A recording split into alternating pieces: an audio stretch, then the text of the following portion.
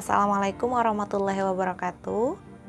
Pada video kali ini, saya akan mengajak teman-teman untuk membahas soal UKM PPG, kompetensi, sosial, dan kepribadian. Berikut adalah beberapa soal yang akan kita bahas. Soal pertama, apabila seseorang memilih menjadi insan beriman pada Tuhan, maka menurut Anda sikap mental seperti apa yang paling penting dimilikinya? Untuk soal ini kita perlu menggarisbawahi dua kata kunci, yaitu insan beriman pada Tuhan, kemudian sikap mental yang harus dimiliki. Pilihan jawabannya yaitu yang pertama, yang A, mempercayai dengan sepenuhnya bahwa setiap tindakan manusia berada dalam pengawasan dan pemeliharaan Tuhan. B, memiliki pilihan moral yang baik di saat punya peluang besar mendapatkan keuntungan duniawi, namun dihadapkan pada tuntutan beribadah. C, amanah dengan pekerjaan karena meyakini bekerja sebagai ibadah. D, rendah hati dan senantiasa bersyukur. E, terbuka untuk mempelajari pengetahuan tentang agama dan keyakinannya. Jadi, kata kunci ini yang perlu kita garis bawahi tadi ada dua. Jadi pertanyaannya adalah sikap mental yang harus dimiliki. Kemudian kata kunci pentingnya insan beriman. Beriman itu artinya adalah mempercayai atau meyakini dengan sepenuh hati dan mengamalkannya dengan perbuatan. Tentu saja dari makna tersebut, pilihan yang paling tepat adalah pilihan yang A. Mempercayai dengan sepenuhnya bahwa setiap tindakan manusia itu diawasi oleh Tuhan yang Maha Esa. Jadi pilihan yang paling tepat adalah A. Untuk pilihan C, D, E itu sudah pada aplikasi dalam kehidupan sehari-hari. Kemudian untuk pilihan yang B juga sudah ke dalam aplikasi ke dalam kehidupan sehari-hari karena sudah ada kata keuntungan duniawi namun dihadapkan pada tuntutan beribadah. Jadi jawaban yang paling tepat adalah A. Soal berikutnya, komitmen pribadi dalam berketuhanan dalam kehidupan sehari-hari menurut Anda lebih banyak diwujudkan dengan. Di sini kata kuncinya adalah komitmen pribadi dalam berketuhanan. Otomatis di sini menyangkut hubungan manusia dengan Tuhan atau hubungan secara vertikal. Komitmen itu sendiri adalah merujuk pada janji atau sesuatu yang sudah harus untuk dilakukan. Pilihannya adalah A, melakukan kerja bakti atau bakti sosial. B, peduli dan memiliki keinginan menolong sesama. C, mendukung kegiatan keagamaan. D, mengawali hari dengan berdoa kepada Tuhan yang Maha Esa. E, berbaik sangka kepada orang lain. Pilihan yang paling tepat adalah D. Karena kenapa? Untuk yang A, B, C, dan E ini merupakan hubungan atau komitmen dalam bersosial atau kehidupan sosial, seperti melakukan kerja bakti, peduli dan tolong menolong, kemudian mendukung kegiatan keagamaan. Kalau agama sudah dalam bentuk kegiatan, itu berarti sudah mengandung makna sosial. Kemudian berbaik sangka kepada orang lain itu juga merupakan komitmen sosial. Jadi jawaban yang paling tepat adalah D, mengawali hari dengan berdoa pada Tuhan yang Maha Esa. Soal berikutnya, Berdasarkan pengalaman Anda sebelumnya, metode manakah yang paling sesuai untuk meningkatkan kepekaan peserta didik terhadap tata nilai dalam masyarakat multikultural? Jadi, kata kuncinya adalah masyarakat multikultural, kemudian tata nilai. Jadi, apa yang paling sesuai metodenya? Metode yang paling sesuai untuk meningkatkan agar peserta didik itu peka dengan tata nilai atau norma pada masyarakat multikultural. Multikultural itu sendiri maknanya adalah banyak budaya atau budaya yang bermacam-macam. Pilihannya adalah A. Widya wisata, B. Tugas terstruktur, C. Bermain peran, D. Diskusi kelompok, E. Simulasi. Yang paling tepat adalah A. Widya wisata. Karena dengan mengunjungi berbagai tempat wisata khususnya, maka akan menemukan budaya-budaya yang berbeda, bukan hanya satu budaya.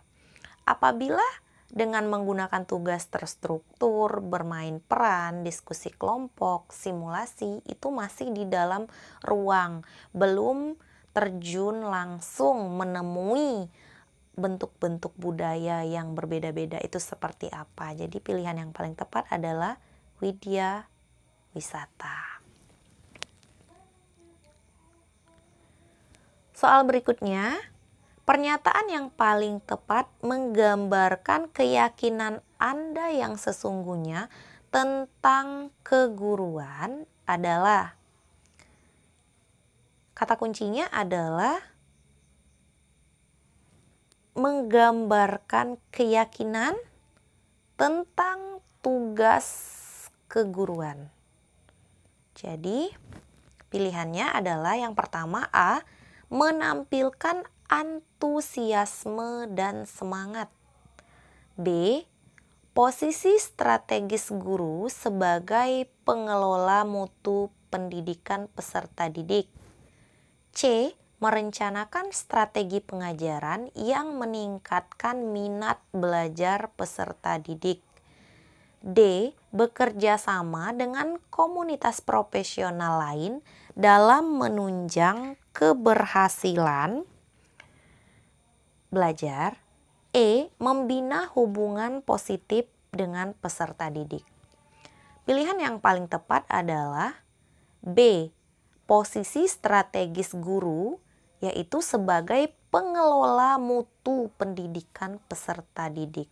Karena memang tugas guru itu adalah mengelola agar mutu pendidikan itu menjadi lebih baik. Tentu saja mutu pendidikan itu sasarannya adalah peserta didik.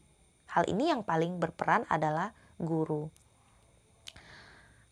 Untuk pilihan yang lain seperti yang A, menampilkan antusiasme dan semangat. Memang penting, tetapi masih kurang pas untuk kalimat ini. Kemudian merencanakan strategi pengajaran yang meningkatkan minat belajar. Bukan hanya minat belajar yang perlu ditingkatkan, tetapi secara global yaitu mutu pendidikan. D. Bekerja sama dengan komunitas profesional lain dalam menunjang keberhasilan belajar. Tidak ya. Kemudian membina hubungan positif dengan peserta didik. Memang semuanya sama-sama penting, tetapi yang paling tepat adalah B. Soal selanjutnya, ketika bekerja bersama dengan rekan sesama guru, Anda akan, jadi kata kuncinya adalah bekerja sama dengan rekan sesama guru. Nah, sebaiknya kita melakukan, sebagai guru melakukan yang pertama A. kerelaan untuk mengemukakan diri secara terbuka. B. Menyediakan waktu membantu kelancaran tugas bersama dengan sesama guru. C. Mengharapkan pengertian dari sesama rekan guru. D. Menyampaikan ide atau gagasan secara jelas dan sistematis. E. Mampu menanggapi kritik dan berusaha memahaminya. Jawaban yang paling tepat adalah B. Menyediakan waktu membantu kelancaran tugas bersama dengan sesama guru. Karena apabila kita memilih A, kerelaan untuk mengemukakan diri secara terbuka, berarti ini bukan bekerja sama.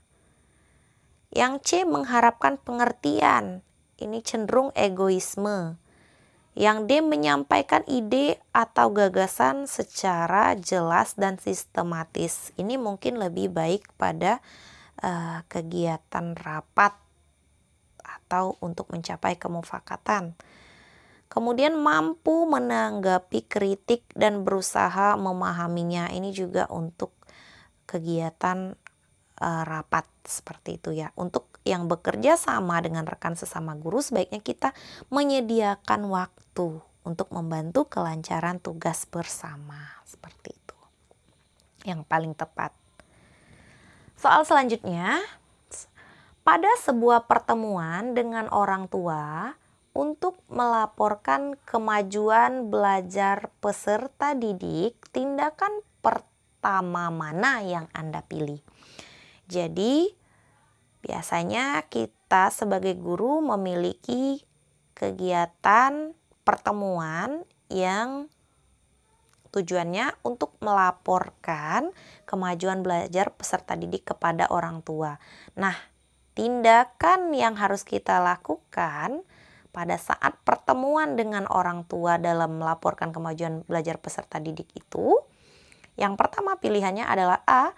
Memaparkan hal positif dari kemampuan dan minat peserta didik agar orang tua tergerak berbicara dengan anaknya lebih lanjut. B. Mengamati kondisi peserta didik dan orang tuanya untuk perbandingan antara respon peserta didik di rumah dan di sekolah. C. Menyerahkan buku laporan kemajuan peserta didik. D. Mencatat informasi dan kehadiran orang tua. E. Mendengar tuntutan dan kritik orang tua. Jawaban yang paling tepat adalah A. Kenapa? Karena untuk melaporkan kemajuan belajar peserta didik, itu kemajuan belajar bisa berupa hal yang positif maupun hal yang negatif. Maka hal pertama yang harus kita paparkan adalah yang positif atau yang baik-baik dulu tentang peserta didik tersebut. Barulah nanti orang tuanya akan tertarik untuk membicarakan hal-hal lain, hal-hal yang lebih lanjut tentang anaknya. Tidak seperti pilihan yang B. Kita mengamati peserta didik dan orang tuanya untuk perbandingan antara respon peserta didik di rumah dan di sekolah, atau menyerahkan langsung buku laporan, atau hanya mencatat informasi dan kehadiran orang tua, atau yang E. mendengar tuntutan dan kritik orang tua. Soal selanjutnya, bekerja sistematis menurut Anda yang utama adalah ketika catatannya adalah kata kuncinya adalah bekerja sistematis. Pilihannya adalah A. Bekerja menurut intuisi. B. Bekerja sesuai prosedur dan dengan target fleksibel. C. Bekerja bertahap sesuai rencana, memperoleh capaian proses pembelajaran yang lebih baik. D. Bekerja keras dengan sungguh-sungguh meski dalam kondisi penuh tekanan. Dan E. Bekerja sesuai rutinitas. Kembali pada pengertian dari sistematis, yaitu sesuai dengan langkah-langkah yang telah kita rencanakan. Artinya, pilihan yang paling tepat adalah C. Bekerja bertahap sesuai rencana untuk memperoleh capaian proses pembelajaran tentunya. Pembelajaran yang lebih baik. Pilihan yang paling tepat adalah C.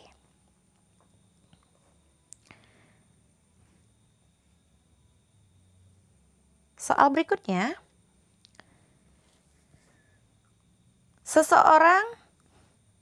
Sebagai seorang guru dengan peserta didik yang memiliki permasalahan berbeda-beda, tentu Anda memiliki cara tersendiri menghadapinya. Jadi setiap guru itu memiliki permasalahan, setiap peserta didik memiliki permasalahan yang berbeda-beda. Nah, pilihan di bawah ini yang paling sesuai mewakili tindakan Anda terkait hal tersebut. Pilihan yang pertama, A. Mendengarkan keluhan dan melayani kebutuhan serta minat masing-masing siswa. B. Menyampaikan materi pelajaran yang dikaitkan dengan kegunaannya di kehidupan nyata. C. Memberikan pengarahan dengan jelas dan dimengerti oleh masing-masing peserta didik. D. Menggunakan pendekatan pengajaran yang lebih problematik sehingga siswa terdorong untuk berpikir. E. Menunjukkan toleransi yang sama kepada semua siswa. Nah, untuk menghadapi peserta didik yang memiliki permasalahan, kata kuncinya adalah permasalahan. Dan masalah bukan berarti harus diselesaikan dengan materi pelajaran ataupun pendekatan pengajaran. Yang jelas kalau permasalahan ini diselesaikan dengan kita cari tahu apa sih permasalahannya, apa sih keluhannya, kemudian baru kita selesaikan atau layani apa kebutuhan mereka dan apa minat dari masing-masing siswa ini. Jadi pilihan yang paling tepat adalah A. Soal selanjutnya, seorang siswa yang Anda kenal tengah menghadapi masalah keluarga yang berat dan nilai-nilai pelajaran yang diperoleh menjadi menurun.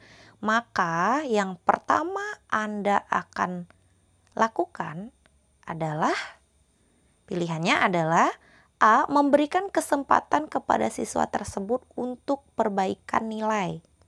B. Mengajak siswa berbicara dari hati ke hati tentang kondisi tersebut. C. Cukup menyapa hangat saat istirahat sekolah. D. Meminta kepada teman-temannya untuk tetap mengajak bercanda dan berinteraksi seperti biasa. E. Memberi teguran keras karena prestasi belajarnya menurun. Kata kunci dari soal ini adalah siswa tengah menghadapi masalah keluarga yang berat. Nah, menyebabkan apa?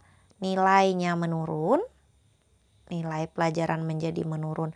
Nah, sebagai guru, langkah apa yang harus dilakukan?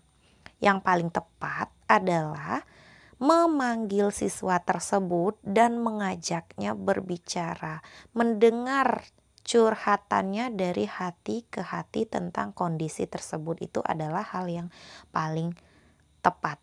Kita sebagai guru harus terjun langsung untuk mengetahui masalah siswa kita. Pilihan yang paling tepat adalah B.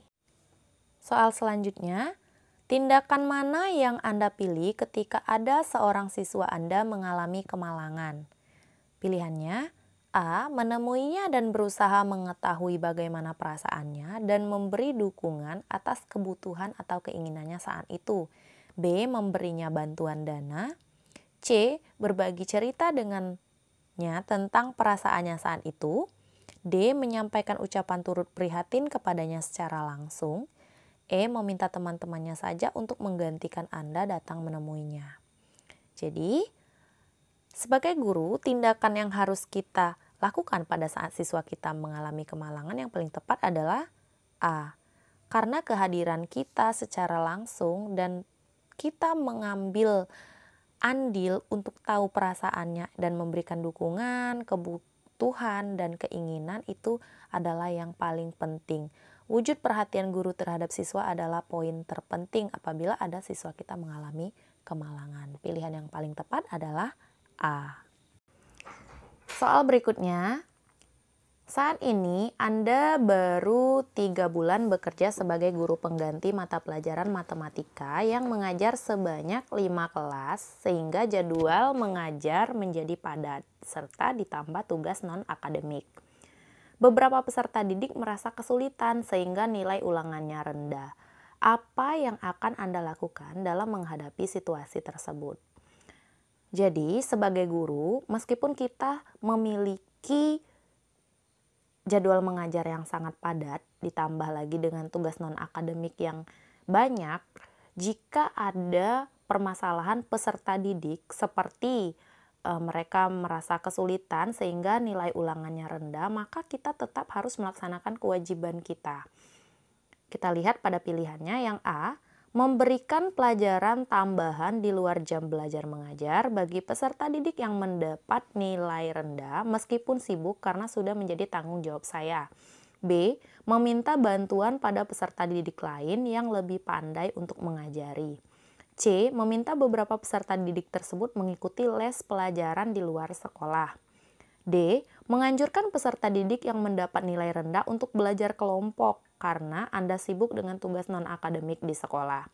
E, menegur peserta didik tersebut agar mereka belajar lebih rajin dengan tujuan mereka menjadi sadar. Pilihan yang paling tepat untuk kita lakukan sebagai guru adalah A,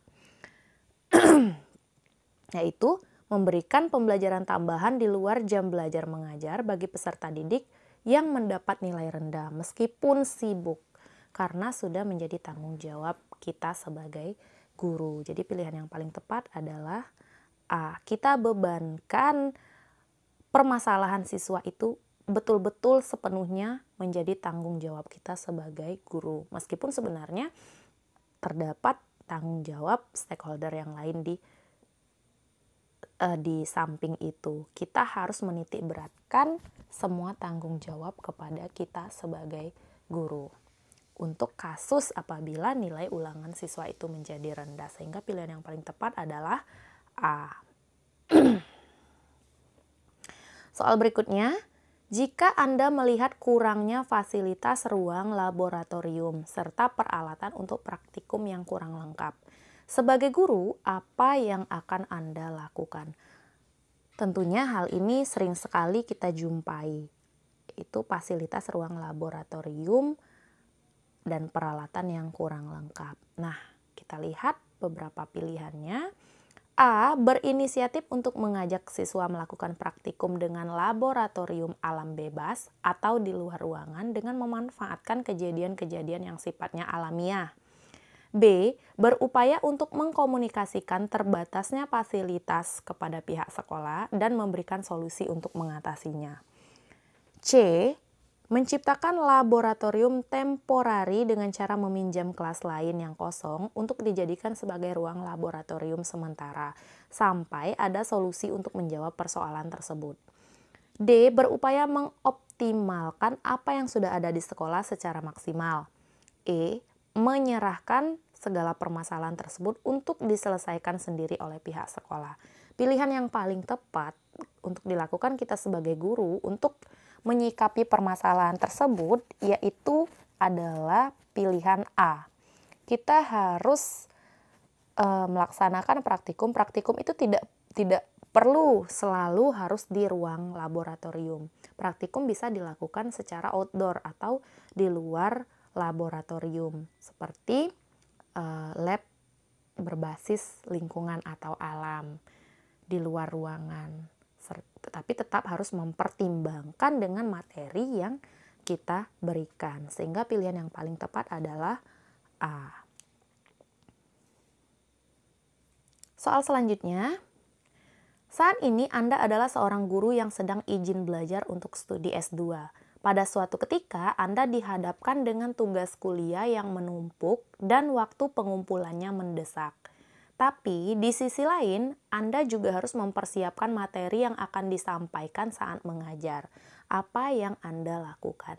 Jadi situasi seperti ini adalah pada saat kita dihadapkan dengan dua hal penting yang sama-sama penting bagi diri kita sebagai guru, namun untuk S2 itu adalah kebutuhan pribadi. Namun untuk persiapan mengajar, persiapan materi saat mengajar merupakan kebutuhan peserta didik yang jumlahnya banyak. Sehingga kita harus mengutamakan kepentingan peserta didik. Kita lihat pilihan jawabannya. A. Saya akan mempersiapkan materi mengajar dengan sebaik-baiknya terlebih dahulu agar peserta didik dapat memahami pelajaran selanjutnya. Saya akan mengerjakan tugas kuliah. B. Saya akan memberikan penugasan mandiri kepada peserta didik karena tugas kuliah mendesak untuk dikerjakan. Artinya, B. Kita menomorduakan peserta didik. C. Saya akan berusaha menjalankan kedua aktivitas saya dengan melakukan manajemen waktu dengan baik. Dan yang menjadi prioritas adalah mengajar. D. Saya akan menyelesaikan tugas kuliah terlebih dahulu di malam hari dan selanjutnya sebelum kelas dimulai saya akan mempersiapkan materi untuk mengajar. D. Tetap menomorduakan pekerjaan sebagai guru.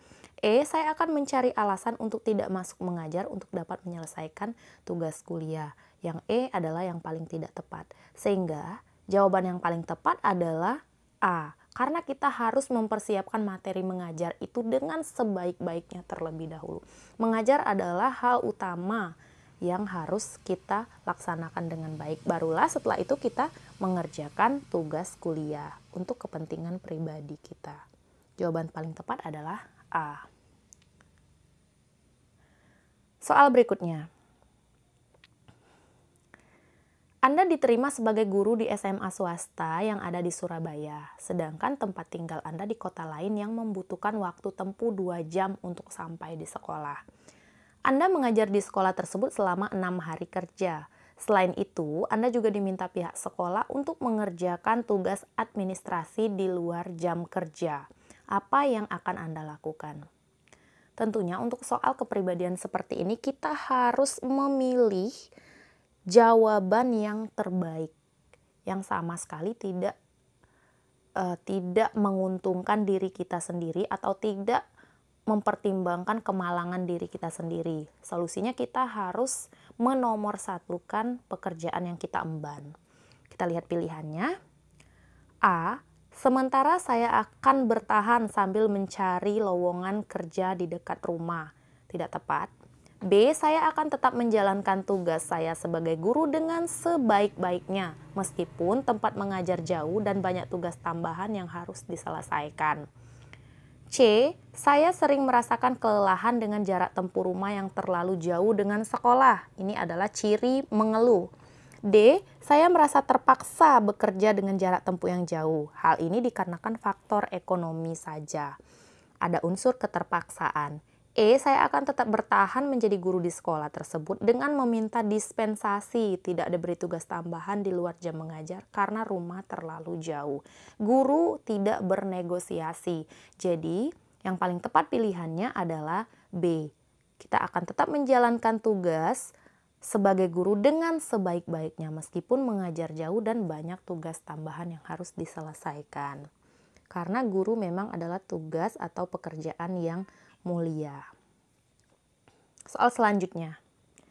Anda adalah guru yang mendapatkan tugas dari kepala sekolah untuk melakukan sebuah penelitian yang berkaitan dengan metode pembelajaran untuk peserta didik agar dapat meningkatkan efektivitas sistem pembelajaran di sekolah.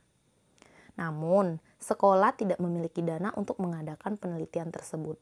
Bagaimana Anda menyikapi persoalan tersebut? Jadi kita diberi emban, diberi tugas oleh kepala sekolah, tetapi kita tidak diberikan dana yang cukup sebagai penunjang untuk melakukan penelitian tersebut. Kita lihat pilihannya. A. Saya akan mengajukan proposal penelitian saya untuk penelitian yang diselenggarakan pemerintah agar mendapatkan bantuan dana sehingga mampu menyelesaikan penelitian secara optimal. B. Saya akan tetap melaksanakan tugas penelitian tersebut sampai tuntas dengan memanfaatkan fasilitas yang ada secara optimal dan tidak akan menyurutkan semangat saya dalam memberikan hasil yang terbaik. C. Saya akan menolak secara halus tugas yang diberikan kepala sekolah apabila saya merasa kurang siap dalam menyelesaikannya. Jawaban C tidak tepat. D. Saya merasa kurang tertarik dengan tugas yang diberikan kepala sekolah apabila kurang mendapatkan dukungan dana yang dibutuhkan. D juga tidak tepat. E. Saya akan meminta bantuan dari rekan guru yang lain untuk menyelesaikan penelitian saya. Hal ini tidak boleh dilakukan. Jadi setiap diberi tugas dari kepala sekolah sebagai atasan langsung kita sebagai guru, kita harus melaksanakannya dengan segala upaya dan penuh dengan tanggung jawab. Nah, yang paling tepat pilihannya dari option soal ini adalah B. Saya akan tetap melaksanakan tugas penelitian tersebut sampai tuntas dengan memanfaatkan fasilitas yang ada secara optimal dan tidak akan menyurutkan semangat dalam memberikan hasil yang terbaik. B adalah pilihan yang paling tepat. Soal selanjutnya, seorang guru di tempat Anda mengajar menunjukkan ketidakpedulian pada semua peserta didiknya. Guru tersebut hanya datang saat mengajar dan tidak berkenan membimbing peserta didik yang mengalami kesulitan pelajaran. Sebagai teman sejawat, sesama guru, apa yang akan Anda lakukan? Kita lihat pilihannya. A. Saya akan mengajukan usulan kepada kepala sekolah agar memberikan teguran pada guru tersebut. Hal ini tidak boleh kita lakukan ya. B. Saya akan melakukan pendekatan secara persuasif kepada guru tersebut agar mau membimbing peserta didiknya yang mengalami kesulitan dalam pelajaran. C. Saya akan mengajukan saran kepada kepala sekolah agar mengevaluasi kinerja guru setiap bulan sehingga diharapkan dapat memperbaiki kekurangan guru dalam melaksanakan tugasnya.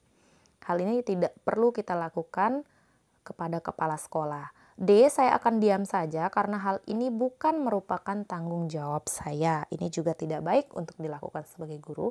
Yang E. Saya akan meminta teman terdekat dari guru tersebut untuk menyampaikan nasihat agar berkenan untuk membimbing peserta didiknya. Hal ini juga akan menyulut kesalahpahaman. Sehingga yang paling tepat untuk dilakukan adalah pilihan B. Saya akan melakukan pendekatan secara persuasif pada guru tersebut agar mau membimbing peserta didiknya yang mengalami kesulitan dalam pelajaran. Soal selanjutnya, sekolah tempat Anda bekerja memberikan seragam baru untuk semua guru. Seragam tersebut motifnya bagus, akan tetapi berbahan tebal dan panas, sehingga membuat yang memakai tidak merasa nyaman. Teman sejawat banyak yang enggan memakainya dan ada juga yang melakukan protes terhadap kebijakan memakai seragam kerja. Apa yang akan Anda lakukan? Nah, untuk hal seperti ini kita harus mematuhi bahwa kalau misalkan diberikan peraturan memakai seragam kerja, maka kita harus sepenuhnya mengikuti aturan tersebut. Itu adalah tindakan kita sebagai guru yang paling tepat. Jadi apapun yang terjadi, apabila kita sudah diwajibkan untuk memakai seragam tersebut, kita harus memakai. Kita lihat pilihannya. A. Mengikuti teman sejawat yang tidak mau memakai seragam kerja. Tentu salah. B. Melakukan protes terhadap kebijakan seharusnya memakai seragam kerja.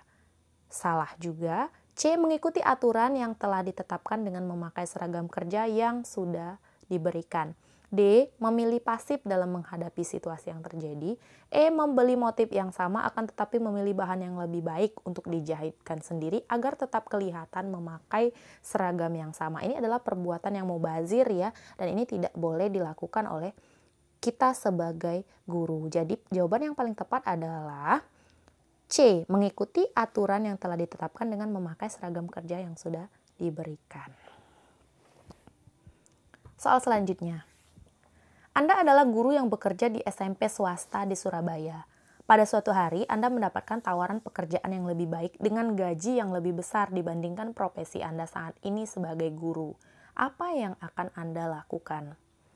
Jadi, kita sebagai guru itu harus melaksanakan tugas kita dengan ikhlas tanpa melihat penghasilan ataupun jenjang karir kehidupan orang lain dengan latar belakang pekerjaan yang lain.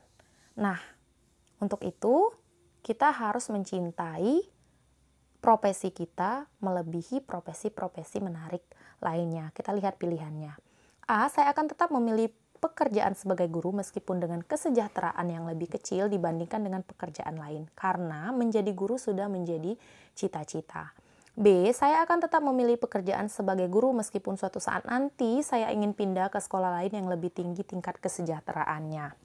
C, saya akan menolak tawaran pekerjaan tersebut saat ini, namun saya mau membuka diri untuk menerimanya di kemudian hari. D, saya akan menerima tawaran tersebut tanpa berpikir panjang dan segera mengundurkan diri secara baik-baik di sekolah tempat saya mengajar. E, saya akan mempertimbangkan tawaran pekerjaan tersebut demi masa depan yang lebih baik. Pilihan yang paling tepat adalah A. Kita akan tetap memilih pekerjaan sebagai guru meskipun kesejahteraannya memang lebih kecil dibandingkan dengan pekerjaan lain. Karena menjadi guru itu lebih baik apabila memang sudah kita cita-citakan sejak dulu seperti itu ya.